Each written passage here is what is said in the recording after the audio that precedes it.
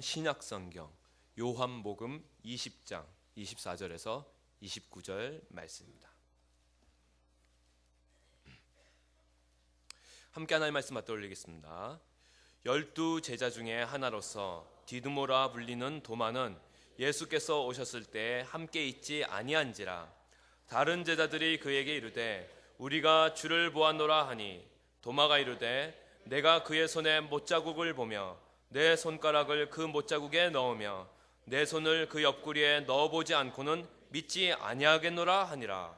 여드레를 지나서 제자들이 다시 집안에 있을 때 도마도 함께 있고 문들이 닫혔는데 예수께서 오사 가운데 서서 이르시되 너희에게 평강이 있을지어다 하시고 도마에게 이르시되 네 손가락을 이리 내밀어 내 손을 보고 내 손을 내밀어 내 옆구리에 넣어보라. 그리하여 믿음 없는 자가 되지 말고 믿는 자가 되라.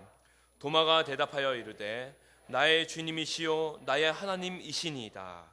예수께서 이르시되 너는 나를 본고로 믿느냐? 보지 못하고 믿는 자들은 복되도다 하시니라. 아멘. 자리에 착석해 주십시오.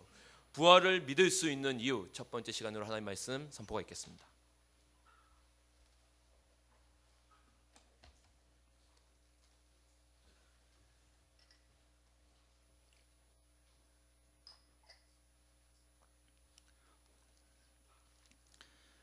지난주에 우리는 자신의 생업까지 포기하고 3년이나 예수님을 따라다녔던 제자들도 예수님께서 부활하시고 난 이후에야 성경도 또 주님의 말씀도 믿을 수 있게 되었다는 말씀을 살펴보았습니다. 따라서 부활이야말로 참된 신앙의 마스터 키가 된다는 사실을 우리가 지난주에 살펴보았습니다. 그렇습니다. 예수 그리스도의 부활로 우리는 창조주 하나님이 살아계심을 믿을 수 있습니다. 예수님의 부활로 십자가에 달려 죽으신 나사렛 예수가 구약성경에 그토록 하나님께서 보내겠다고 약속하신 바로 그 메시아 하나님의 아들 되심을 믿을 수가 있습니다. 예수님의 부활로 십자가에서 예수께서 흘리신 그 피가 죄 없으신 하나님의 아들이 흘리신 보배로운 피임을 믿을 수가 있습니다. 예수님의 부활로 우리는 주님의 흘리신 보혈 때문에 우리 죄가 사하여지고 하나님 앞에 의인들로 설 수 있음을 믿을 수가 있습니다. 예수님의 부활로 우리는 예수님께서 말씀하신 천국과 지옥이 비록 우리가 아직 가보지 않았지만 확실히 있다는 것을 믿을 수가 있습니다. 예수님의 부활로 우리는 약속하신 주님이 그 약속을 지키셔서 반드시 다시 오실 것을 믿을 수가 있습니다. 예수님의 부활로 그리스도 안에 들어온 우리는 이미 모든 것을 가진 자임을 믿을 수가 있습니다. 부활로 우리는 이렇게 성경의 모든 말씀을 믿을 수가 있는 것입니다. 그래서 부활은 신앙의 마스터 키가 되는 것입니다. 그런데 문제는 이것입니다. 부활로 성경의 다른 모든 진리를 혹은 기독교의 교리들을 믿을 수가 있다 하더라도 정작 그 부활을 어떻게 믿을 수 있느냐는 거예요. 부활로 이런 성경의 진리를 믿을 수 있게 되었는데 근데 그 부활은 그럼 어떻게 믿느냐 하는 것입니다. 지난주에 제가 끝에 이 부분을 얘기했더니 교회 새로 최근에 오신 한 분이 그래 맞아 그거야 그래가지고 딱 받아 적으려고 하셨대요. 그랬더니 제가 다음 주에 그래서 헐 하셨대요. 저희가 오늘 또 다음 주 두 주는 또 부활을 믿을 수 있는 이유들 또 그 이후에는 계속해서 부활이 오늘 우리에게 주는 의미들을 계속 우리는 부활의 복음을 살펴보겠습니다. 죽은 자가 다시 살아난다는 것은 인간 세상에서 믿을 수 없는 이야기입니다. 우리 인간의 보편적인 상식에 부합되지 않는 이야기입니다. 그래서 믿기가 어려운 것이에요. 그래서 이것은 오늘 현대인만 어려운 게 아닙니다. 제자들에게도 이 부활이 믿기 어려운 것은 매 한 가지였습니다. 그런데 제자들이 부활을 믿게 된 것은 약속하신 대로 주님이 3일 만에 부활하셔서 그들 앞에 나타나셨기 때문입니다. 그것도 한 차례만 나타나신 게 아니라 복음서를 보면 여러 차례 다양한 장소, 다양한 상황에서 나타나셨습니다. 그리고 나타났다가 짠 사라지신 게 아니라 그들과 함께 식사도 하셨고요. 구약 성경을 풀어주시면서 그 구약의 모든 예언들이 주님의 십자가와 부활 안에서 어떻게 성취되었는지를, 그래서 구약이 결국은 예수 그리스도에 대한 책인 것을 그들에게 풀어주셨습니다. 사도행전 1장 3절에 보면 40일 동안 제자들과 함께 하시면서 하나님 나라의 일을 말씀하시고 그들과 교제하시고 그리고 승천하셨던 것이지요. 그래서 제자들은 주님의 부활을 이제 믿을 수 있게 되었고, 그리고 세상 앞에 나아가서 담대하게 주님의 부활을 선포할 수 있었던 것입니다. 그리고 이제 그 복음이 전해지고 전해서 오늘 우리에게까지 온 것이지요. 그럼 문제는 이것입니다. 2000년 전 제자들은 믿기 어려웠지만 부활하신 주님이 그들 가운데 나타나 주셨고 함께해 주셨으니까 믿을 수 있게 되었다 치지만, 오늘 우리는 그러면 어떻게 믿느냐 하는 것입니다. 어떻게 예수님이 부활하셨을 뿐만 아니라 부활하신 그분이 나의 주님이 되신다고 고백하며 살아갈 수 있느냐 하는 것이지요. 자, 오늘 본문에 보시면 도마라고 하는 예수님의 제자 한 사람이 나옵니다. 주님이 죽으신 지 3일 만에 부활하셔서 제자들에게 나타나셨을 때 그때 도마는 또 어디가 있었는지, 하여튼 꼭 중요한 자리에 빠지는 사람들이 있습니다. 예. 아무튼 그때 없었어요. 그래서 그때 부활하신 주님을 만난 다른 제자들이 우리가 주님을 보았다, 주님 약속하신 대로 살아나셨더라, 그렇게 말을 해줍니다. 그때 도마가 어떻게 반응을 합니까? 아이고 참 니네들도 맛이 갔니? 예. 나는 예수님 직접 만나서 주님의 얼굴을 보기 전에는 못 믿어. 그리고 얼굴만 배갖고 난 안 돼. 난 좀 성에 안 차. 어떻게 해야 됩니까? 예수님이 십자가에서 못에 박히셨으니까 나 그 손에 못자국 내가 만져봐야 해. 그리고 주님 창에 찔리셨으니까 그 옆구리도 내가 넣어봐야 돼. 그렇게 하기 전에는 믿을 수가 없다. 실증주의적인 태도죠. 우리 대부분 우리 현대인들이 가지고 있는 태도입니다. 근데 감사하게도 주님이 이런 믿음이 없어가지고 버리지 아니하시고 8일 후에 다시 이번에는 누구도 있을 때 도마도 함께 있는 자리에 주님이 찾아오셨어요. 그래서 샬롬, 너에게 평강이 있을지어다. 두려워하고 있는 제자들에게 평강을 선포하십니다. 그리고 주님이 도마에게를 어떻게 하셨는지, 전지하신 주님이니까 하셨겠죠. 설마 다른 제자들이 고자질을 했겠어요? 그렇죠? 예. 주님이 도마에게 뭐라 말씀하십니까? 도마야, 이리 오라고 얘기하시죠. 그래서 내 손을 보고 또 네 손을 내밀어 내 옆구리에 넣어봐라. 네 하고 싶은 대로. 그렇게 해서라도 믿음 없는 자가 되지 말고 믿는 자가 되라. 그때 도마가 주님 앞에 꼬꾸러집니다. 뭐라고 고백합니까? 나의 주님, 나의 하나님이십니다. 그 전까지 도마는 예수님을 3년간 따라다녀도 하나님으로는 예수를 못 믿었지요. 그저 이스라엘을 로마의 압제에서 해방시키고, 그래서 다윗의 시대와 같이 정치적이고 경제적이고 군사적인 번영을 다시 가져다 줄 이스라엘 민족의 해방자, 그 정도의 메시아로 기대하고 따라다녔던 것이죠. 그래서 예수님이 예루살렘에 입성하실 때 이제 예수님이 왕 위에 오르시면 그분을 따라다니 우리도 주님의 좌우편에 한 자리는 앉겠지. 그 정도로 예수님께 기대를 걸었어요. 그리고 대단한 능력자로는 알았을 것입니다. 왜? 주님이 베푸시는 많은 기적을 그도 보았고요. 그리고 주님의 말씀을 들었기 때문에 대단한 지혜의 소유자, 그리고 3년 동안 그분을 가까이서 대해봤지만 죄와 허물이 없는 것을 보면서 고결한 인격의 소유자라는 것은 그도 알고 있었어요. 그러나 한 인간을 하나님으로 고백하는 것은 있을 수 없는 일이었지요. 그래서 복음서에서도 보면 예수님이 풍랑이는 바람과 바다를 잔잔하게 하셨을 때에도 제자들에 대해서 입에서 나온 소리가 뭡니까? 도대체 이분이 누구시길래 바람과 바다도 그분께 순종하는가? 자기들이 말 다 했어요. 바람과 바다도 순종한다는 얘기는 바로 그 바람과 바다를 창조하시고 다스리시는 창조주이신 것이지요. 근데 제자들이 그때는 그걸 믿을 수가 없었던 것입니다.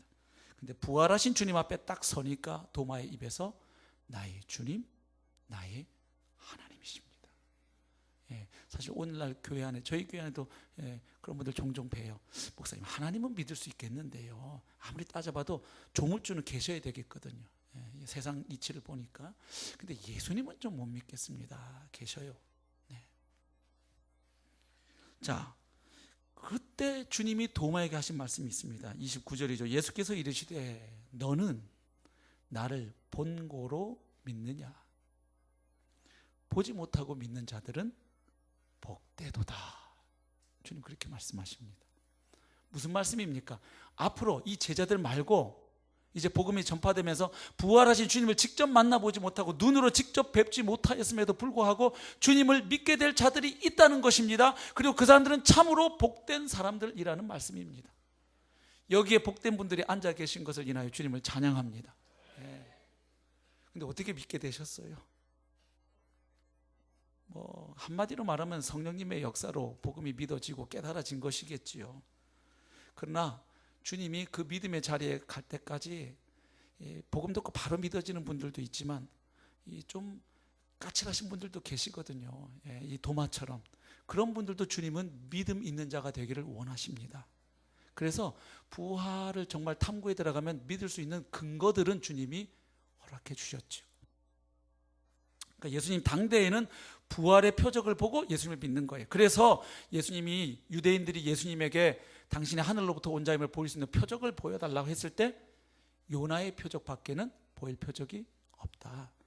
오병이어의 기적을 포함해서 수많은 기적을 이미 행하신 주님이시지만 내가 하늘로부터 온 자임을 알아볼 수 있는 가장 결정적인 표적은 요나가 3일 밤낮을 그 물고기 뱃속에 있다 살아나온 것처럼 인자가 땅속에 3일 있다가 부활하는 부활의 표적이야말로 내가 하나님이 보내신 유일한 구원자이심을, 하나님의 아들이심을, 아니 곧 하나님과 동등하신 분이심을 확증할 수 있는 표적이다. 그리고 그 표적을 그들에게 보여주시고 경험케 하신 것이지요. 그러면 그 이후에 보지 않고 믿음으로 나아갈 자들을 위해서 주님이 허락하신 근거들을 우리가 오늘 또 다음 주에도 계속 좀 살펴보도록 하겠습니다. 첫 번째는 이것입니다. 우선 예수님의 무덤이 빈 무덤으로 발견되었다는 역사적 사실입니다. 자, 복음서에 따르면 예수님은 빌라도가 유대의 총독으로 재임하던 기간에 AD 30년경에 그러니까 유대인의 유월절기가 시작되는 그 금요일 낮에 그 예루살렘 성 외곽에 있는 골고다 언덕에서 처참한 십자가 처형으로 돌아가셨습니다.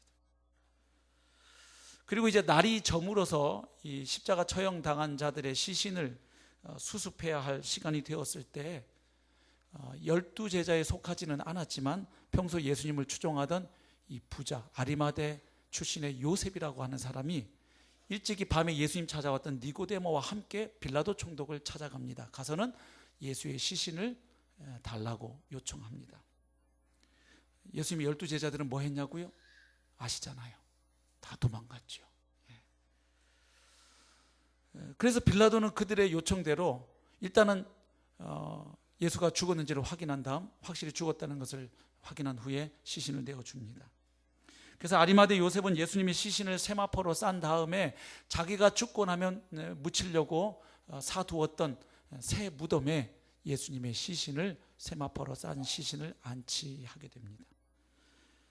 근데 이 무덤이 새 무덤이라는 것도 제법 중요합니다.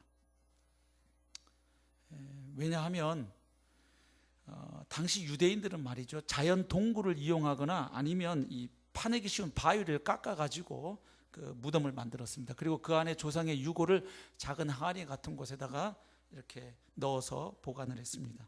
그리고 시신은 그곳에서 이제 썩을 때까지 안치되어 있는 겁니다. 그래서 오래된 무덤은 보통 여러 구의 시체가 썩어가고 있었습니다. 그러나 지금 아리마대 요셉의 무덤은 새 무덤이었습니다. 그래서 다른 시신이 없어요. 거기는 오직 예수님의 시신만이 있었던 것이죠. 이건 뭘 말해주냐면 예수님의 무덤을 찾아갔던 그 여인들 또 제자들이 다른 무덤을 예수님 무덤으로 착각했다는 것이 가능하지 않음을 말해주는 것입니다. 또 다른 시신을 예수님의 시신으로 오해할 가능성도 사실이 아님을 말해주는 것이죠. 그 무덤에는 오직 예수님의 시신만이 세마포와 두건에 쌓인 채 놓여져 있었습니다. 자, 그런데 문제가 생겼습니다. 3일 후에 사실은 그 무덤에 예수님 시신을 안치하고 아리마대 요셉은 어떻게 했습니까? 2톤 이상 가는 큰 돌을 이제 그 무덤 입구에 막아 두었었죠.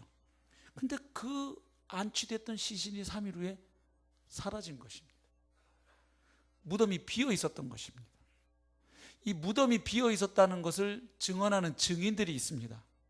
그런데 아이러니하게도 그 무덤이 비어 있음을 증언한 첫 번째 증인은 누구인가 하면 예수님을 죽이는 일에 앞장섰던 유대인들이었습니다. 마태복음 28장 13절 보면 그들은 제자들이 와서 예수의 시신을 훔쳐갔다고 주장을 합니다. 여러분, 이것은 주님의 무덤이 비었다는 확실한 증거가 돼요. 그들이 지금 주장하기를 예수의 제자들이 와서 예수의 시신을 훔쳐갔다. 그러면 이제 부활은 차치하고라도 일단 예수의 무덤은 비어 있었다는 것입니다. 근데 여러분, 사실 예수님의 십자가 처형에 관여했던 이 대제사장과 이 바리새인들, 이 사람들이 어떻게 했습니까? 예수님 죽고 나서 총독 빌라도의 허락을 얻어내 가지고 바로 예수님의 무덤을 그 군인들을 통해서 철통 경계를 세웠던 사람들입니다. 그들이 예수님의 무덤을 그렇게 지키려고 했던 이유가 있습니다. 첫 번째는 예수가 평소에 나는 죽은 지 3일 만에 부활한다는 이야기를 여러 차례 했기 때문입니다. 또 한 가지는 뭡니까? 제자들이 스승이 그런 말을 해놓았기 때문에 나중에 예수의 시체를 훔쳐간 다음에 이제 마치 그가 살아난 것처럼 부활한 것처럼 그렇게 거짓 증거를 해서 백성들을 현혹시킬까 봐 그것을 사전에 예방하기 위해서 이 무덤을 지켜야 한다. 그래서 군인들을 동원했던 것입니다. 그 내용이 마태복음 27장 62절로 66절에 소상하게 기록이 되어 있습니다. 자, 그런데 그들 쪽에서 오히려 예수님의 무덤을 지켰던 그 경비병들에게, 군인들에게 많은 돈과 뇌물을 주고 제자들이 와서는 시체를 훔쳐갔다. 우리가 자는 사이에. 근데 이건 상당히 좀 리스크가 있어요. 왜냐하면 이 로마 군인들은 이 근무 시간에 졸거나 이 죄수나 뭘 놓치게 되면 같은 벌을 받거나 심한 경우에는 사형까지도 당할 수가 있었죠. 그래서 이것 때문에 너희들이 어려움 당하면 우리가 다 뒤는 봐줄게, 이런 약속을 하죠. 복음서에 보면. 염려하지 말고 이렇게 해서 그 거짓말을 하도록 합니다. 여러분, 이런 일이 있을까 봐 군인들을 동원해서 무덤을 지켰던 그들이 오히려 제자들이 와서 예수의 시신을 훔쳐갔다고 말을 퍼뜨리는 까닭이 무엇일까요? 간단하죠. 무덤이 비어 있으니까요. 그 무덤에 예수의 시신이 없어졌으니까요. 그러니까 없어진 이유를 설명해야 하는데 부활로 믿을 수는 없잖아요. 그들 입장에서. 그러니 가져갔다는 말을 만들어내야 하는 것이죠. 오늘날에도 예수님의 부활을 믿기 힘든 분들이 만든 많은 이론들이 있는데 그 중에 한 가지가 아까 말씀드렸던 다른 무덤설이에요. 예수님의 무덤이 아닌 다른 무덤으로 찾아가서 착각하고서는 퍼뜨렸다. 이제 또 한 가지가 이겁니다. 절도설. 즉 예수의 제자들이 예수 시신을 훔쳐서 다른 곳에다 숨겨놓고선 부활했다. 이렇게 선포해가지고 그 헛된 이야기가 지금 2000년째 전해져 오고 있고, 그래서 교회는 부활절마다 계란을 깨먹고 있다. 뭐 이런 이야기입니다. 여러분, 조금만 생각해 보시면 이 절도설이 얼마나 말이 안 되는지를 알 수 있어요. 우선 여러분, 예수님의 제자들에게는 예수님 시신을 훔쳐가야 할 어떠한 이유나 동기가 없습니다. 일단 그들부터가 예수님의 부활을 믿지 않았습니다. 기대하지도 않았습니다. 여러분, 믿지도 않고 있고 기대하지도 않는데 예수의 부활을 조작할 이유가 어디에 있어요? 내가 그걸 간절하게 믿고 기대를 했는데 예수가 안 살아나는 거예요. 3일이 돼도. 그럼 어떻게 해야 돼요? 살아났다고 어떻게라도 좀 조작을 해보고 싶은 건데 내가 안 믿고 있고 내가 기대도 안 하고 있는데 왜 그걸 조작을 합니까? 그 다음에 예수님의 제자들은 예수님이 십자가 죽으실 때 다 도망갑니다. 도망간 이유도 몇 가지 있죠. 하나는 두려워서, 자기들도 예수님처럼 잡혀서 저런 꼴을 당할까 봐 두려웠고요. 또 하나는 좌절과 낙심이 그들을 사로잡았죠. 왜? 예수님을 3년 동안이라 메시아라고 믿고 따라다녔는데 이 무슨 놈의 메시아가 십자가에 달려서 피 철철 흘리고 죽어가냐, 이 말이에요. 신명기 21장 23절을 그들은 알아요. 나무에 달린 자마다 하나님의 저주를 받아 죽은 자예요. 하나님의 메시아가 저주를 받아 죽은 자가 메시아일 수가 없지요.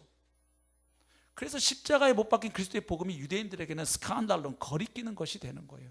어떻게 하나님의 저주받아 죽은 자가 우리를 구원하러 온 구원자일 수가 있느냐? 받아들일 수가 없었던 것이지요. 벌벌 떨고 있었단 말이에요, 숨어서. 근데 그렇게 두려워서 떨고 있는 사람들이 어떻게 로마 군인들의 경비를 뚫고 싸워가지고 무찌른 다음에 예수님의 시체를 훔쳐서 부활했다는 소문을 꾸며낼 수가 있습니까? 또 설령 그렇게 했다고 한번 쳐보십시오. 예수님의 무덤에서 빈 무덤이 어떻게 발견됐냐면 예수님을 쌌던 세마포가 개켜져 있었어요. 그리고 머리를 쌌던 두고는 그대로 쏙 빠져나간 것처럼 있었는데, 아니 제자들이 참 간이 커도 보통 큰 게 아니에요. 그렇게 되면 그 로마 군인들하고 싸운 다음에 2톤 되는 돌을 굴린 다음에 시신을 들쳐 업고 가기도 바빠 죽겠는데 시신 쌌던 세마포를 다 풀러가지고 잘 개켜 놓고, 말이 안 되지요. 또 여러분, 우리가 거짓말을 어떤 경우에 합니까? 어떤 당면한 위험에서 벗어나야 할 때, 혹은 그 거짓말을 함으로 내게 어떤 유익이나 이익이 돌아올 때 우리가 거짓을 말합니다. 제자들의 경우에는 어느 것도 해당되지 않아요. 생각해 보십시오. 예수님의 부활을 조작함으로 그들에게 돌아오는 유익이 하나도 없습니다. 유익은커녕 어떤 일이 일어났습니까? 예수 부활을 외친 것 때문에 그들은 모진 매질과 감금과 핍박과 살해의 위협을 받게 됩니다. 그리고 당면한 위험에서 벗어나긴커녕 예수 부활 전한 것 때문에 더 큰 화를 초래했습니다. 예수님의 부활을 외친 것 때문에 그들은 결국 거의 대부분 잔혹한 방법으로 끔찍한 죽음을 당하게 됩니다. 어떤 이는 십자가에 거꾸로 못 박혀 죽었습니다. 어떤 이는 돌에 맞아 죽었습니다. 또 많은 사람들이 참수형에 처해졌습니다. 심지어는 그들의 가족들까지도 위협받고 죽어야 하는데, 그런 상황에서 뭐가 아쉬워서 거짓말을 조작해냅니까? 사람들이 간혹 진실을 위해서 죽기는 하지만 거짓을 위해서 목숨을 바치는 위인은 없습니다. 또 체면 때문에라도 그러면 이미 한 거짓말이 있어서 그 거짓말 한 게 드러나면 창피하니까 거짓을 위해서 고난과 핍박을 기꺼이 감수하자고 했다고 또 쳐보죠. 그렇게 했더라도 막상 이제 감옥에 끌려가고 수사가 시작이 되고 고문과 핍박이 시작되면 처음에는 거짓을 위해서라도 내 인생을 걸려고 했다가도 어떤 일이 일어납니까? 한두 명의 이탈자는 나오는 거죠. 두들겨 맞다 보면 미안해요. 사실은 우리가 훔쳐갖고 예수 시신 어디다 뒀는데 거기 한번 가서 크레인으로 파보세요. 나올 거예요. 안 나와요. 그런 이탈자가 안 나와요. 다 기꺼이 기쁨으로 순교하는 거죠. 그리고 예수가 부활했다는 이야기를 왜 하필 예루살렘에서 전파하기 시작합니까? 예루살렘이 어떤 곳인데요? 예수님을 죽인 그 권력자들이 시퍼렇게 눈을 뜨고 지금 제자들을 쳐다보고 있는 그 땅 아닙니까? 또 바로 한 달 반 전에 예수님이 골고다 언덕에서 처참하게 죽는 것, 그리고 장사되는 것을 다 보았고 알고 있는 사람들이 살고 있는 땅이 예루살렘이에요. 그럼 굳이 거짓을 지어서 조작하려면 그걸 잘 모르는 다른 곳에 가서 해야지, 왜 하필 예루살렘에서 다 그 사람들이 살아있는 그 땅에서 예수가 부활했다고 그렇게 담대하게 목소리를 높일 수가 있습니까? 사실 제자들은 예수님과 함께 예루살렘 성에 입성했을 때만 해도 승리감에 한껏 도취되어 있었습니다.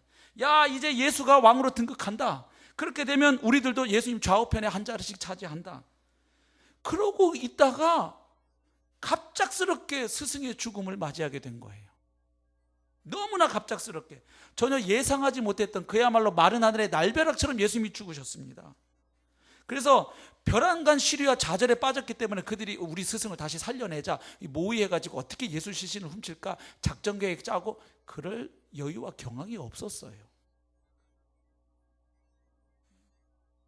왜냐하면 예수님이 잡히고 만 하루도 되기 전에 아주 무슨 전격 007 작전 하듯이 주님이 처형당합니다. 이게 뭐 재판이 진행되고 뭐 이렇게 해야 이제 모여가지고 야, 우리 스승을 다시 살려내야 되는데, 메시아를 만들어야 되는데, 이거 어떻게 모의할 시간이 없어요. 음모를 꾸미기엔 너무 시간이 짧았다는 것이죠. 또 그것도 또 양보해 볼까요? 그러면 음모를 꾸몄다 칩시다. 그 하루도 안 되는 시간에 야, 우리 정신 단디 차리고 이거 우리 여기서 무너지면 안 돼. 이래가지고 음모를 꾸몄다 하더라도 말이죠, 제자들에게는 그 무덤에 가서 예수님의 시신을 훔쳐낼 또 능력이 없는 거예요. 동기도 없고 능력도 없고. 왜냐하면 앞에서 말씀드린 것처럼 유대 지도자들이 군인들을 시켜서 지금 지키고 있습니다. 그 경계가 무척 삼엄했고, 특별히 어느 날은 더 심했을까요? 3일째 되는 날은 오늘이다, 오늘 이래가지고 더 철통 경계 안 섰겠어요. 그런데 거기를 가가지고 군인들을 무찔러, 그 다음에는 돌을 굴려, 그 다음에는 시신을 쌌던 세마포를 풀러, 그리고 들고, 말이 안 되죠. 예수님의 무덤이 비어 있음을 증언한 두 번째 증인들이 있습니다. 바로 예수님의 무덤을 찾아갔던 사람들의 증언입니다. 예수님의 어머니 마리아를 포함한 세 여인과 또 그들을 따라간 많은 여인들이 빈 무덤을 목격하게 됩니다. 이 여인들은 예수님이 죽으신 지 3일째 되는 날 이 향유와 향품을 가지고 무덤으로 갔습니다. 예수님의 장례도 너무 급작스럽게 하느라고 제대로 이게 안 됐다고 느끼고 향유와 향품을 가지고 갑니다. 근데 도착해 보니까 그 큰 돌이 굴러져 있고 예수님의 시신은 온데간데 없는 겁니다. 그리고 천사들이 나타나서 예수께서 부활하셨다, 그 말을 전해 듣고서는 그들이 그 내용을 그대로 누구에게 또 전해줍니까? 제자들에게 가서 말을 해줍니다. 이 소식을 들은 제자들은 대부분 믿지 않습니다.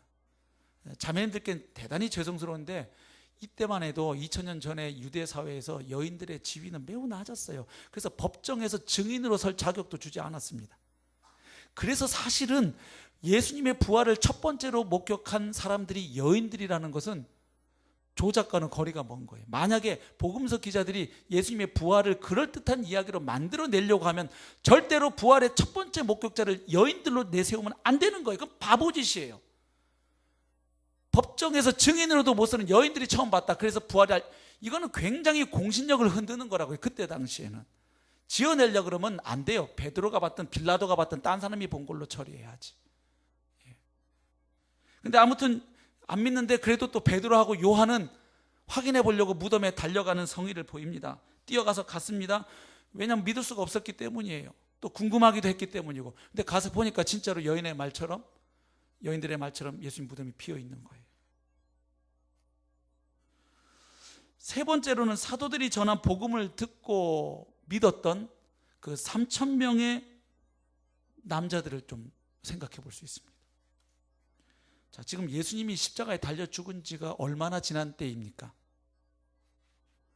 불과 한 40여일에서 한 50일 사이 어느쯤 될 겁니다. 오순절이니까 예수님 6월절에 돌아가셨고. 그런데 사도행전 2장 32절 보면 오순절 성령 강림의 역사를 경험한 베드로가 담대하게 사람들에게 선포합니다. 이 예수를 하나님이 살리셨다. 우리는 모두 이 일의 증인이다. 이렇게 선포합니다. 그랬더니 그날 베드로의 설교를 듣고 어떤 일이 일어나죠? 3,000명이 넘는 사람들이, 남자들만일 테니까요, 더 많았겠죠, 여인들까지 하면. 형제들아, 그러면 우리가 어찌 알고, 그럼 그 얘기는 우리가 하나님을 죽였다는 이야기인데 이거 그럼 우리 어떻게 해야 되냐? 그랬더니 베드로가 회개하라, 그리고 침례에 순종할 것을 요구합니다. 그랬더니 그날 3,000명이 넘는 사람들이 예수님을 주로 믿고 침례에 순종하여 이렇게 해서 출발한 교회가 무슨 교회입니까? 바로 첫 교회인 예루살렘 교회가 되는 것입니다. 여러분, 지금 이게 몇십 년이 지나서 부활을 조작해낸 게 아니고 바로 한 달 반 전에 예수가 죽었습니다. 그리고 나가서 지금 베드로가 너희가 죽인 예수를 하나님이 살리셨다, 그래서 그분을 주와 그리스도로 만드셨다, 그러므로 너희들은 회개하고 그분을 믿어야 된다, 이렇게 선포할 때 3,000명 이상의 사람들이 그걸 믿었다는 것은 뭘 말합니까? 만약에 예수님의 시신이 아직도 그 무덤에서 썩어가고 있는 가능성이 농후하면 어떻게 그런 수천 명의 사람들이 바로 한 달 반 전 사건, 그들이 다 보았던 일인데 예수님을 주님으로 메시아로 고백할 수가 있습니까? 또 그렇게 많은 사람들이 지금 더해지고 있고 회심하고 있는데 유대 당국자들은 왜 그걸 보고만 있습니까? 그걸 어떻게 하면 막을 수 있을까요?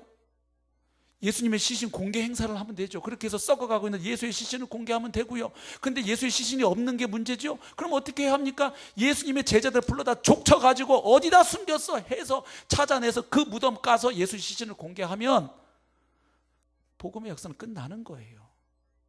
근데 그걸 못해요. 그들이 한 일은 뭐냐면 제자들 불러서 사도들 불러서 채찍질하고 매질하고 다시는 예수 이름으로 말하지 마 협박한 다음에 다시 내보내줍니다.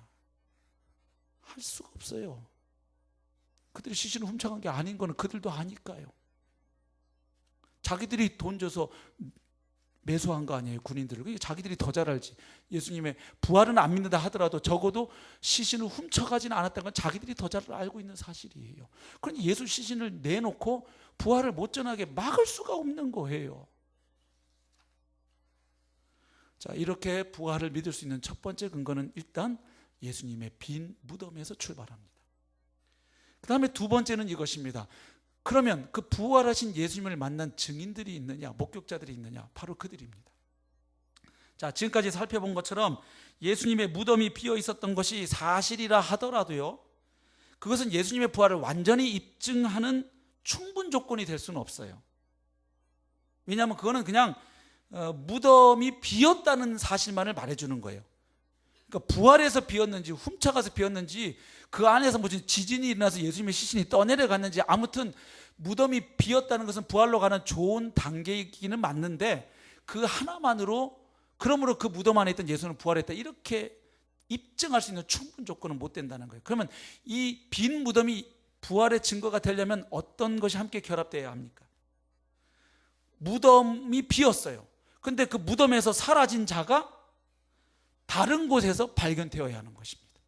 그러니까 이 무덤에서는 사라졌어요. 어디로 갔는지는 몰라. 그런데 그 무덤에 있던 자가 다른 곳에서 산채로 사람들을 만나게 되면 이것이 결합하면 빈 무덤은 부활의 증거가 되는 거예요.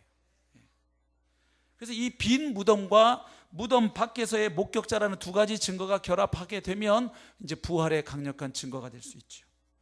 사도행전 1장 3절 보면 예수님은 죽은 지 사흘 만에 부활하셔서 40일 동안 이 땅에 계시면서 제자들과 함께 하셨고 말씀을 풀어주셨습니다.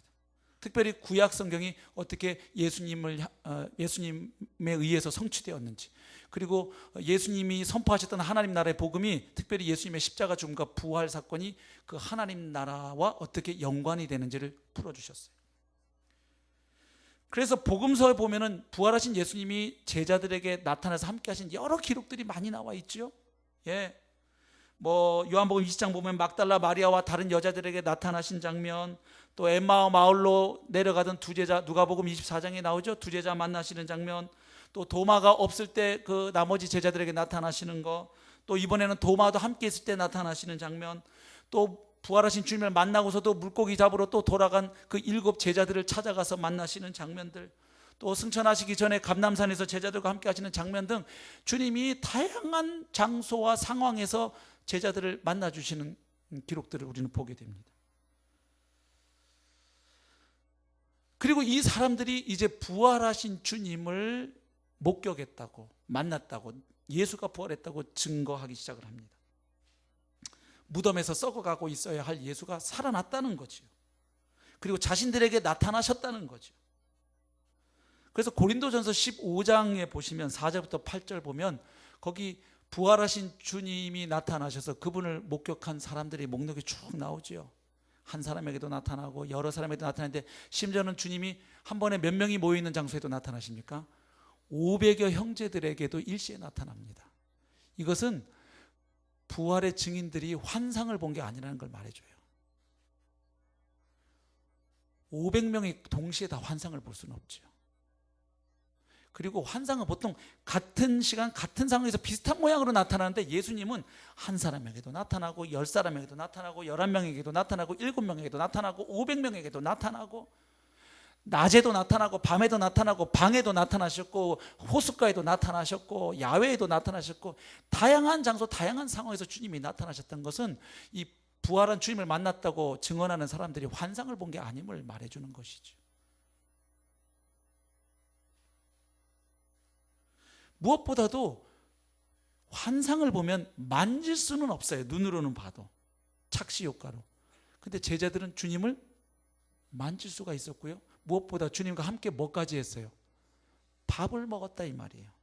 여러분, 조상님들이 와서 이 제사상 받아 먹을 거라고 믿고 제사 드려도 만약에 말입니다, 진짜 제사를 딱 드리고 있는데 갑자기 그 상 위에 잘 차렸는데 막 이 호박전이 막 동태전이 슉슉 어디로 막 공중으로 사라지고 막 생선 살들이 막 발라지고 막 과일이 둥둥 떠다녀 보시면 아마 제정신으로 제사 지낼 수 있는 사람 한 사람도 없을 겁니다. 진짜로 와서 조상들이 음식을 잡수시면 제사 어떻게 지냅니까? 정신 다 나가겠죠. 같이 밥을 먹었거든요, 주님하고.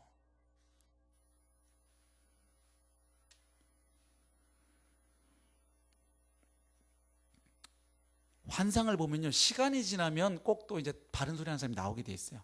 정신 차린 다음에 정신이 깨니까 어머나 그때는 제정신이 아니었어. 우리가 뭔가를 좀 헛걸 본 것 같아. 아무도 안 나와요. 끝까지 그 환상을 위해서 죽어요. 다. 사자굴에 가서도 그 믿음을 부인하지 않아요.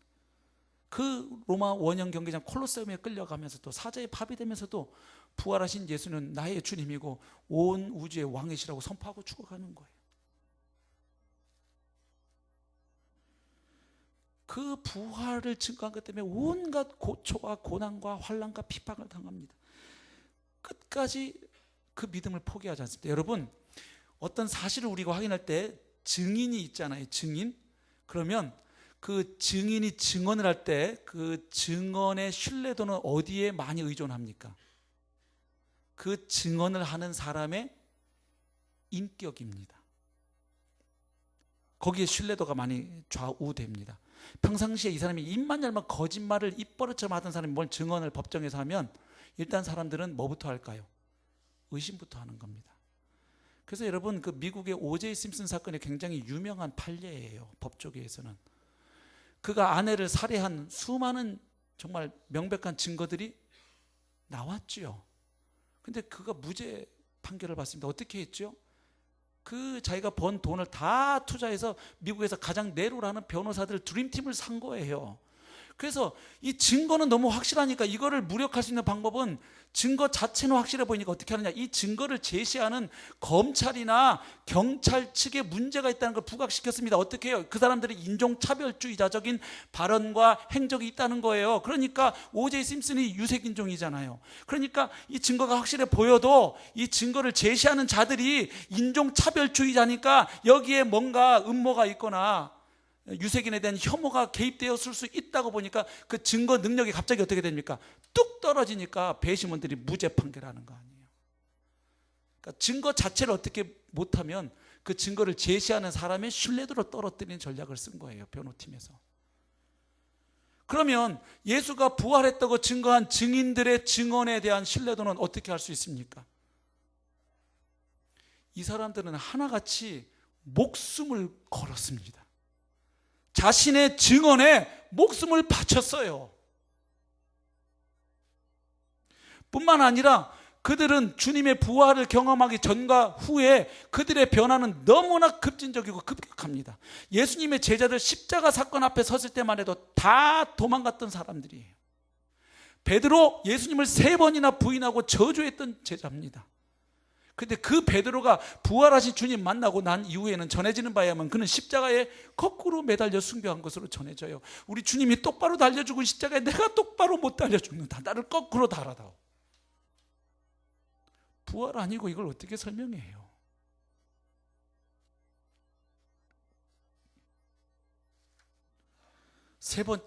오늘 세 번째까지만 살펴봅니다. 나머지 더 많은 또 오늘 우리에게 더 가까이 다가오는 이유들은 다음 주에 살펴볼 건데, 이 부활의 증인들이 결국은 나가서 전한 복음은 십자가에 죽은 예수가 부활했다는 겁니다. 그래서 그분은 주 곧 하나님의 아들이시라는 겁니다. 그래서 그분의 십자가는 우리의 죄를 사하는 구속의 십자가라는 복음을 전하는 거예요. 그래서 결국 이 부활의 복음 위에 교회가 세워집니다. 다시 말하면 교회가 이 땅에 출현하고 그 교회가 급속도로 성장해 간 것이 부활의 강력한 증거 가운데 하나가 됩니다. 자, 보십시오. 예수님의 부활이 없었다면 초대교회는 아예 세워지는 것 자체가 불가능합니다. 왜냐하면 일단 복음을 전할 수가 없어요. 이들이 전했던 복음이 부활의 복음이고 그 부활의 복음을 받아들인 사람들이 침례받고 더해짐으로 교회가 이 땅에 시작되었어요. 그리고 이 복음이 계속 전파되어서 이제 파죽지세로 복음이 전파되면서 교회들이 이곳저곳에 세워졌거든요. 그래서 교회의 존재는 부활에 대한 강력한 증거가 돼요. 이게 왜 중요한지 제가 좀 더 부연 설명드려보죠. 당시에 예수님 당시 앞뒤로도 예수님만이 아니고요, 메시아 운동들이 여러 개 있었습니다. 근데 그 간헐적으로 일어났던 메시아 운동들은 하나같이 어떤 특징을 갖고 있느냐, 그것을 주도하던 사람이 죽잖아요. 그러면 끝이에요. 자연스럽게 소멸되는 거예요. 그래서 톰 라이트를 비롯한 학자들에 따르면은 예수님 시대를 전후로 약 100년 동안 10개가 넘는 10여 개의 메시아 운동들이 있었다는 거죠. 그래서 이 로마에 대항해서 반란을 일으키고 자기가 자칭 메시아라고 나서고 그를 따르는 무리가 생기면서 이게 하나의 무브먼트가 되는 겁니다. 그런데 그렇게 반란을 일으키다가 실패로 끝나잖아요. 그러면 자칭 메시아가 붙잡혀서 추종자들과 함께 십자가 처형을 당하고 죽고 나면 그 운동은 끝. 가령 예를 들면 갈릴리 사람 유다도 예수님이 태어나던 시기에 메시아 운동을 이끌었습니다. 그런데 봉기가 실패로 끝났어요. 그래서 유다와 수백 명의 청년들이 체포돼 가지고 십자가에 처형됩니다. 그리고 그 운동은 그냥 그대로 끝나버립니다. 이렇게 모든 운동은 그 메시아임을 자처하던 사람이 죽고 나면 끝나요. 근데 이상하게도 예수를 추종하던 사람들은 오히려 예수의 죽음 이후에 더욱 강력하게 그를 따를 뿐만 아니라 그를 선포하기 시작했다는 거예요. 더 놀라운 건 그것을 받아들이고 수많은 사람들이 회심하여 그리스도인들이 되었다는 거예요. 이건 역사에 남아있는 기록이에요. 성경과 고전 기록을 살펴보면 예수님이 죽은 지 5주 만에 벌써 만여 명의 회심자들이 나오는 거예요. 사도행전 보십시오. 3,000명, 그 다음에 5,000명, 5,000명도 남자만 5,000명이거든요. 그러니까 예수님 죽은 지 5주 만에 벌써 10,000명 넘는 사람들이 회개하고 부활하신 예수를 자신의 주로 고백하는 사람들이 생기는 거예요. 그리고 예수님 죽은 지 30년쯤 지나면 이 복음은 로마 황실에까지 덮쳐갑니다. 많은 그 고위 관료들에게까지 주님의 십자가 부활의 복음이 선포되기 시작해요.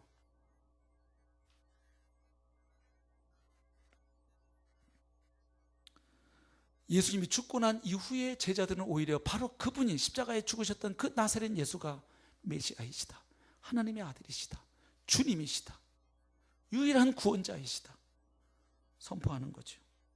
그래서 여러분, 부활이 아니면 일단은요, 이 복음을 제자들이 그 죽음의 위협 앞에서 전할 수가 없었고요. 또 설령 그걸 뚫고 전했다 하더라도 그걸 미친 소리를 듣고서 그렇게 10,000명, 몇만 명이 믿고서 돌아오고 그렇게 해서 교회가 세워지고 그 교회를 통해서 또 다른 교회들이 개척되고, 이거 있을 수 없는 일이죠. 그래서 여러분 기억하셔야 될 건 이거예요. 많은 사람들이 잘못 알고 있는 게 하나 있어요. 교회가 예수님의 부활 이야기를 만들어냈다고 생각해요, 세상 사람들은. 왜? 희망을 주기 위해서, 소망을 주기 위해서. 아닙니다. 교회가 예수님의 부활 이야기를 만든 게 아니고 예수님의 부활이 교회를 만들었어요. 예수님이 부활하신 것 때문에 예수가 부활했다고 사도들이 나가서 전하니까 사람들이 믿게 되어서 그게 예루살렘 교회가 이 지상의 첫 교회가 되었다고요. 그러니까 교회가 부활을 만든 게 아니라 예수님의 부활이 교회를 출현시킨 거예요. 그러니까 교회는 예수님 부활의 증거가 되는 거죠. 자, 그럼 우리 마지막으로 사도행전 통해서 한번 확인해 볼 텐데, 조금 제법 많은 구절들을 쭉 제가 읽어 나갈 건데 복잡한 거 다 잃어버리셔도 요거만 잘 따라오시면 돼요. 초대교회가 처음 만들어질 때 사도들이 무슨 복음을 전했느냐를 잘 보시고, 그리고 그 복음이 전해진 결과 어떤 일이 일어났는지 두 개만 잘 따라오시면 되겠습니다. 자, 사도행전 2장입니다. 드디어 오순절날 성령 강림의 역사를 체험하고 담대해진 베드로가 나가서 술 취했다고 조롱하는 사람들을 향하여 선포하는 거죠. 지금 이것은 바로 요엘서의 성취다 그러면서 쭉 하면서 이제 사도 베드로의 설교가 점점 하이라이트로 갑니다.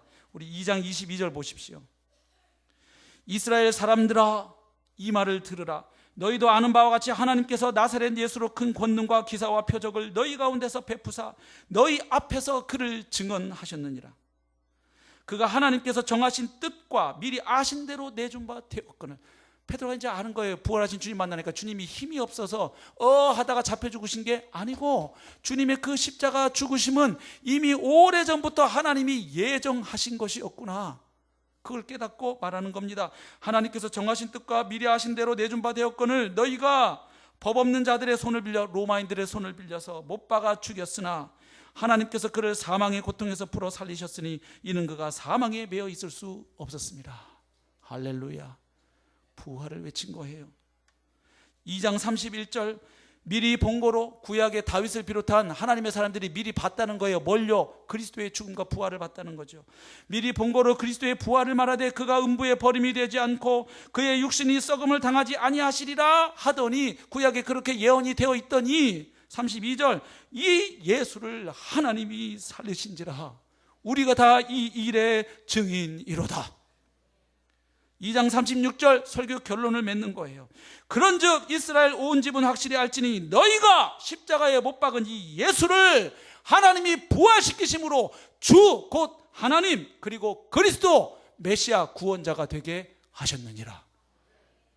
이 설교를 들은 그들의 반응을 보십시오. 37절, 그들이 이 말을 듣고 마음에 찔려 베드로와 다른 사도들에게 물어 이르되 형제들아 우리가 어찌할꼬. 무슨 이야기예요?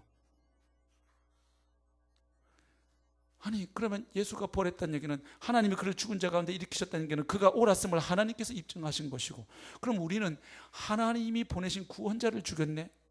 하나님의 선민이라는 우리가 결국은 이 땅에 다녀가신 전능자를 우리 손으로, 언약 백성이라는 우리가 하나님을 죽인 거였네. 그러니까 어찌할꼬 이렇게 나올 수밖에 없어요. 그래서 베드로가 요구하는 것보다 회개하라. 그리고 예수 그리스도의 이름으로 침례를 받고 죄사함 받으라고. 그랬더니 뒤에 보십시오. 그 말을 받은 사람들은 침례를 받으며 이날의 신도의 수가 3,000이나 더하더라. 자, 이렇게 해서 출발한 첫 교회가 무슨 교회입니까? 바로 예루살렘 교회인 것입니다. 그러니까 첫 지상의 이 신약 교회의 출발은 무슨 복음이 선포되고 그 복음이 받아들여짐으로 출발했어요? 예수가 부활했다는 복음이었습니다. 그러니까 교회가 예수의 부활 이야기를 만든 것이 아니고 거꾸로 예수님의 부활이 이 땅에 주님의 백성 공동체인 그리스도인들의 모임인, 예수를 하나님의 아들 그리스도로 믿는 자들의 모임인 교회를 이 땅에 출현시킨 거예요. 더욱 놀라운 건요, 이렇게 해서 출발한 교회의 그 구성원들이 어떤 삶을 살았느냐, 그게 2장 43절부터 47절에 나오는데 아시잖아요. 뭐 유무상통하고 내 것을 내 것이라 하지 않고 서로 뜨겁게 사랑하는 모습들이 나옵니다. 그래서 세상 사람들도 예수를 안 믿어도 그들의 삶을 보고 칭송했다 그랬죠. 결국 이 부활의 효력이 단순히 그냥 예수가 죽은 자 가운데 살아났다 이렇게 끝난 게 아니에요. 지금 이 성도들에게는 부활의 능력이 어떻게 나타나느냐, 교회를 구성하는 사람들의 전혀 새로운 삶을 통해서 부활의 능력이 가시적으로 나타난 거예요. 왜냐하면 그들은 하나님의 나라가 그들 속에 이미 뚫고 들어온 것처럼 살았던 거예요. 왜냐? 그들에게 부활은 하나님의 나라가 이미 예수님과 함께 이 땅에 들어온 것을 의미했기 때문입니다. 이미 옛 질서가, 사망이 주님 앞에 무릎을 꿇었기 때문이에요. 그러니까 새로운 시대가 이 땅에 도래한 거예요. 예수님의 십자가와 부활로. 그래서 하나님의 나라가 이미 와 있고 이제는 성령을 통해서 이 나라가 확장되다가 주님이 다시 재림하시면 그 나라가 완성되는 것을 알게 된 거죠. 그래서 그들은 부활이 가져다 준 새로운 질서 속에서, 즉 하나님이 왕으로 다스리고 통치하시는 그 의와 평화의 질서 속에서, 그 사랑의 질서 속에서 하나님 나라 백성의 삶을 살아냈던 것이죠. 그러면서 계속 부활의 복음을 전합니다. 3장으로 건너가 보십시오. 또 베드로와 요한이 설교합니다. 그 남에서 또 못 걷게 된 사람, 그죠? 일으켰을 때죠. 그랬더니 사람들이 놀래서 솔로몬의 행각에 모여들 때 또 기회를 잡아서 설교하는데 이렇게 외칩니다. 아브라함과 이삭과 야곱의 하나님 곧 우리 조상의 하나님이 그의 종 예수를 영화롭게 하셨느니라. 너희가 그를 넘겨주고 빌라도가 놓아주기로 결의한 것을 너희가 그 앞에서 거부하였으니, 그 다음 같이 읽어보실까요? 시작. 너희가 거룩하고 의로운 일을 거부하고 도리어 살인한 사람을 놓아주기를 구하여 생명의 주를 죽였도다. 그러나 하나님이 죽은 자 가운데서 그를 살리셨으니 우리가 이 일의 증인이라. 아멘. 그러고 나서 꼭 요구하는 바가 있죠. 그러니까 예수님의 십자가 부활 사건을 얘기하고 따라서 예수가 누구이신지를 얘기한 다음에 마지막 요구하는 바는 회개와 믿음의 요청입니다. 사도행전 3장 19절 그러므로 너희가 회개하고 돌이켜 너희 죄 없이 함을 받으라. 이같이 하면 새롭게 되는 날이 주 앞으로부터 이를 것이요. 자, 그랬더니 사람들의 반응을 봅니다. 4장 4절 말씀을 들은 사람 중에 믿는 자가 많으니 남자의 수가 약 5천이나 되었더라. 보세요. 앞에 2장에 3,000명, 여기 나오는 남자 수 5,000명만 합해도 8,000명, 마가다락방에 있었던 120성도 합하면 벌써 8,120명. 어마어마하게 큰 교회예요. 시작되자마자. 사도행전 4장입니다. 기회만 나면 어디에서도, 공식적인 설교 자리에서만이 아닙니다. 공회에 끌려가든 어디에 가든 말할 기회만 주어지면 사도들은 외칩니다. 너희와 모든 이스라엘 백성들은 알라. 너희가 십자가에 못 박고 하나님이 죽은 자 가운데서 살리신 나사렛 예수 그리스도의 이름으로 이 사람이 건강하게 되어 너희 앞에 섰느니라. 4장 33절 사도들이 큰 권능으로 주 예수의 무엇을 증언하니? 부활을 증언하니 무리가 큰 은혜를 받아. 사도행전 5장 14절 믿고 주께로 나오는 자가 더 많으니 남녀의 큰 무리더라. 그러니까 사도들이 겁내지 않고 부활의 복음을 전한 것도 중요하지만 지금 그 당시대 사람들, 바로 한 달 반 전에 예수가 죽고 장사 지낸 것을 본 그들이 이 부활의 복음을 뭐 하고 있다는 거예요? 받아들이고 있다는 사실이에요. 만약 예수가 무덤 가운데 썩어지고 있는 자로 발견됐다면 있을 수가 없는 일이에요. 그러니까 신화설도 말이 안 되는 거예요. 나중에 세월이 흘러서 예수 제자들이 스승의 부활을 신화와 전설로 만들어내었다. 신화학자들 얘기는 한결같습니다. 한 인물에 대한 신격화 작업은 북한 땅 같은 데만 빼놓고는 그 사람이 죽은 지 70년은 가져야 된다는 게 죄송하지만 그 사람하고 같이 밥 먹고 같이 딱지치기 했던 사람들이 사라져야 이렇게 만들지. 걔가 이렇게 할 거 아니에요. 같이 밥 먹었던 사람들이. 예수님의 부활은 한참 뒤에 전해진 게 아니에요. 불과 40일 조금 지나고 나서부터 제자들은 나가서 외치기 시작했고 그 복음을 믿고 받아들여서 모인 사람들에 의해서 교회가 이 땅에 세워졌다고요. 사도행전 5장 30절 너희가 나무에 달아 죽인 예수를 우리 조상의 하나님이 살리시고 이스라엘에게 회개함과 제사함을 주시려고 그를 오른손으로 높이사 임금과 구주로 삼으셨느니라. 우리는 이 일의 증인이요. 항상 보십시오. 초대교회가 전했던 복음의 패턴이 보이지 않으세요? 6장 7절 하나님의 말씀이 점점 왕성하여 예루살렘에 있는 제자의 수가 더 심히 많아지고 허다한 제사장의 무리도 이제는 누구까지도 제사장들 중에서도 이제 이 십자가와 부활의 도에 복종하니라. 사도행전 9장 31절 그리하여 온 유대와 갈릴리와 사마리아 교회가 평안하여 든든히 서가고 이제 여러 교회가 세워진 것을 알 수 있어요. 스데반의 순교 이후 핍박이 가해지자 흩어진 사람들이 여기저기 가서 또 뭘 전해요? 또 부활하신 예수를 전하니까 교회들이 개척되고 주를 경외함과 성령의 위로로 진행하여 수가 더 많아지니라. 10장 39절 우리는 유대인의 땅과 예루살렘에서 그가 행하신 모든 일의 증인이라. 이거 아시잖아요. 10장이면 그 베드로가 고넬료 집에 가서 설교한 내용 아니에요, 그죠? 그를 그들이 나무에 달아 죽였으나 하나님이 사흘 만에 다시 살리사. 또 부활입니다. 11장 19절 그때 스데반의 일로 일어난 환란으로 말미암아 흩어진 사람들이 베니게와 고브로와 안디까지 쭉 가다가 처음에는 유대인에게만 믿음을 전하다가 이제 몇 사람들이 헬라인에게도 주 예수를 전파하니. 여러분, 주 예수를 전파했다는 건 예수가 부활함으로 추가되었다는 얘기를 담고 있는 이야기예요. 주의 손이 그들과 함께 하시며 수많은 사람들이 믿고 주께 돌아오더라. 사도행전 13장 29절 이제는 바울도 베드로와 똑같죠. 성경에 그를 가리켜 기록한 말씀을 다 응하게 한 것이라. 후에 나무에서 내려다가 무덤에 두었으나 하나님이 죽은 자 가운데서 그를 살리신지라. 13장 34절 또 하나님께서 죽은 자 가운데서 그를 일으키사 다시 썩음을 당하지 않게 하실 것을 가르쳐 이르시되. 그러면서 구약에 이미 메시아의 부활이 예고되어 있었다 하다가 끝에 가서는 하나님께서 살리신 이는 썩음을 당하지 아니하였나니. 역시 주님의 부활을 선포하죠. 사도행전 13장 48절 이방인들이 듣고 기뻐하여 하나님의 말씀을 찬송하며 영생을 주시기로 작정된 자는 다 믿더라. 주의 말씀이 그 지방에 두루 퍼지니라. 아멘. 여기 주의 말씀이 무슨 말씀이게요? 십자가에 죽은 예수가 부활하여 주 곧 하나님이 되셨다는 복음이죠.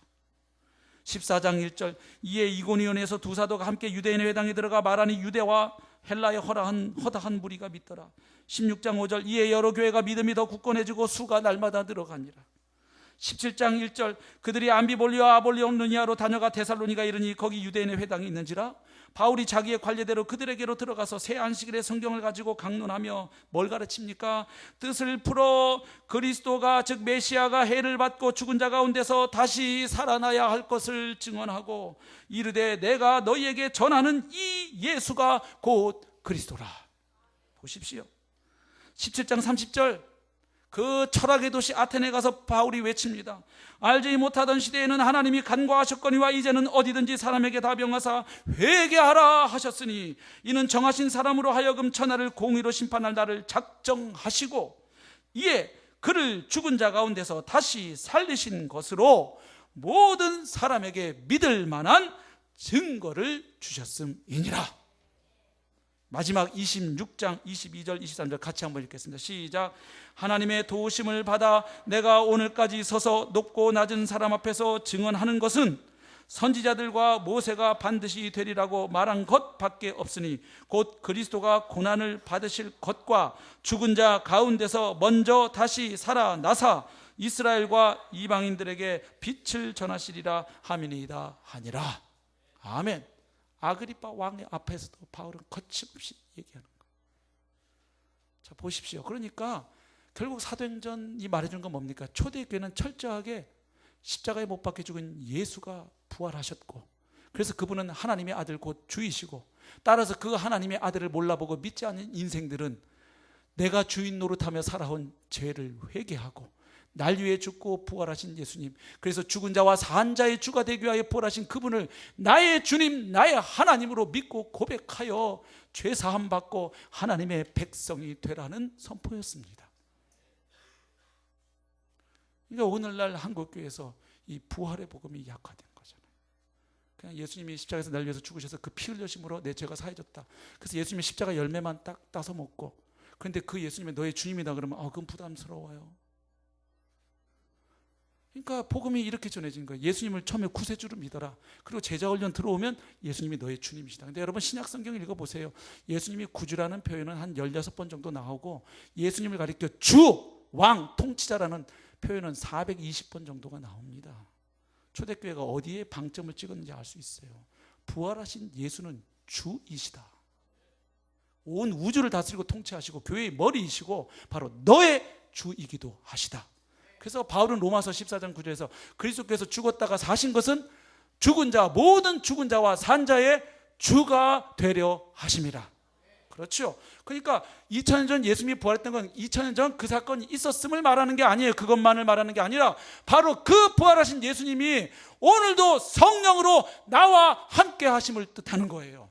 그래서 성도들은 어떤 시대에도 어떤 환난과 핍박에도 담대하게 하나님의 나라를 소망하며 달려갈 수 있는 줄로 믿습니다. 부활하신 주님이 오늘 우리 가운데 함께 하십니다. 그 주님이 부활하셨음을 보여주는 더 확실한 증거들을 다음 주에 또 우리 같이 나누도록 하겠습니다. 끝인 줄 아셨죠? 다음 주에. 어쨌든 오늘 우리가 초대교회에 전해진 이 복음을 보면서 내가 믿는 예수는 그저 십자가에 내 대신 죽어서 그냥 내 죄값을 대신 치러주시는 분이 아니구나. 사실은 주님의 십자가가 내 죄를 위한 대속의 십자가가 될 수 있는 것은 그분이 부활하셨기 때문이지요. 그분이 부활 안 하셨으면 그분의 십자가는 내 죄와 상관이 없다고요. 주님 좌우편에 강도들이 달려 죽은 십자가는 내 죄와 상관이 없는 것처럼 주님도 마찬가지가 되어요. 그저 그분은 그분의 죄로 달려 죽은 게 되지요. 그러나 거기에 달려 죽은 예수를 하나님이 살리심으로 바로 그분이 거기에서 뿌린 피가 영원하고 단번에 드려진 완전한 속죄의 제사이고, 우리를 하나님의 언약 백성 만들기 위한 새 언약의 제사였음을 확증하는 줄로 믿습니다. 그 부활의 주님과 함께 이번 한 주도 동행하시고 승리하시는 복된 우리 성도님들 되시기를 축복합니다. 함께 기도하겠습니다.